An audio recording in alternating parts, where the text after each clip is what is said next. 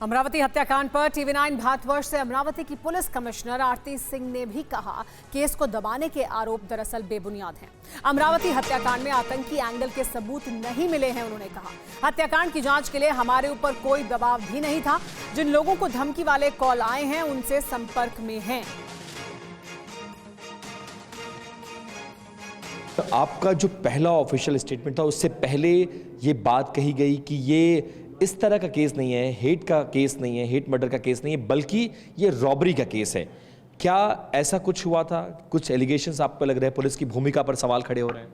तो मैंने आपको जैसा बताया कि ये ब्लाइंड केस था। ब्लाइंड केस में पुलिस वर्कआउट करती है, बहुत सारी थियोरीज बना के चलती है। उन्होंने शुरुआत से ही इसमें 302 रजिस्टर किया था। अगर हमें केस को दबाना होता तो हम चोरी, लूटपाट, रॉबरी की एफआईआर कर देते, 2 आरोपी अरेस्ट करके बंद कर देते, पर हमने ऐसा नहीं किया।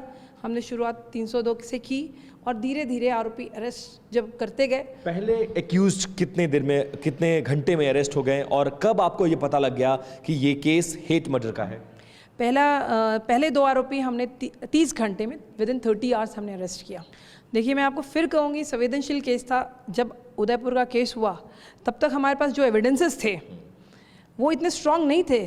ये एक ऐसा केस था कि अगर हम इसमें कोई भी प्रीमेच्योर स्टेटमेंट देते तो पूरे देश में आग लग सकती थी। आपको एक केस याद होगा, आयुषी तलवार। आपको उस केस में याद है, पहले कुछ स्टेटमेंट आए पुलिस की तरफ से, फिर और कुछ आए। उस तरह से कितना चीज़ें बदल सकती हैं। एक किसी भी संवेदनशील केस में जब तक हमारे पास पूरे एविडेंसेस नहीं मिल जाते, हम कोई भी प्रीमेच्योर स्टेटमेंट देना बहुत ही गलत होगा। जिस तरह से अभी आप जानते हैं, सांगली में केस हुआ जो शुरू में 9 लोगों के घर परिवार के 9 लोगों की हत्या, आज समझ में आ रहा है कि हत्या है, पर शुरू में उसको सबने आत्महत्या ही प्रोजेक्ट किया। अब तक की जांच जो आपने की है, इसमें उदयपुर की केस ये लगभग साफ हो गया है कि इसका इंटरनेशनल कनेक्शन है, टेररिस्ट कनेक्शन है। अब तक इन्वेस्टिगेशन, चूंकि 8-9 दिन 10 दिन तक आप लोगों ने इन्वेस्टिगेशन किया है, उसके बाद सेंट्रल एजेंसीज आई हैं। अब तक की इन्वेस्टिगेशन में आप लोगों को क्या कोई टेररिस्ट एंगल मिला है? अब इसमें नहीं, ये कहीं से इन्फ्लुएंस थे या फिर इनके कनेक्शन कहीं ऐसे लोगों से रहे हो?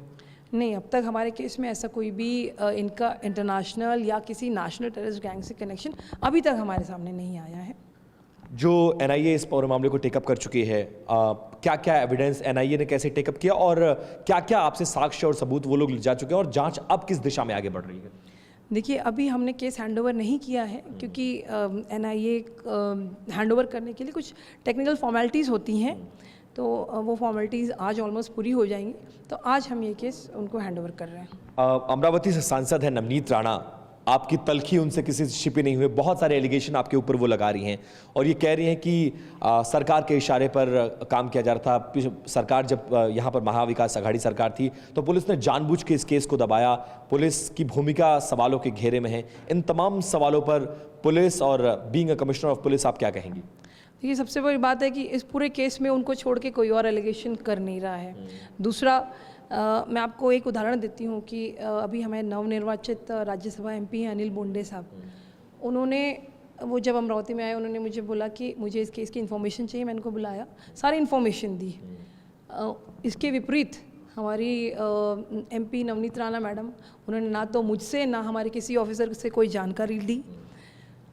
उल्टा हमारे ऑफिसर ने ही उनके हस्बैंड जो एमएलए, उनको ये बताया कि ये इसमें आप जिस तरह से एलिगेशन लगा रहे हैं कि चोरी और रॉबरी का केस है, अब जब हमने एफआईआर ही रजिस्टर नहीं की चोरी रॉबरी की, तो आप एलिगेशन कैसे लगा सकते हैं?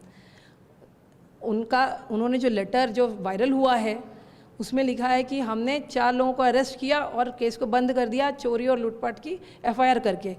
आज तक हमारे केस में एफआईआर हमने चोरी और लूटपाट की लगाई नहीं, और अगर मुझे केस बंद करना होता तो आज मुख्य आरोपी हम क्यों अरेस्ट करते हैं?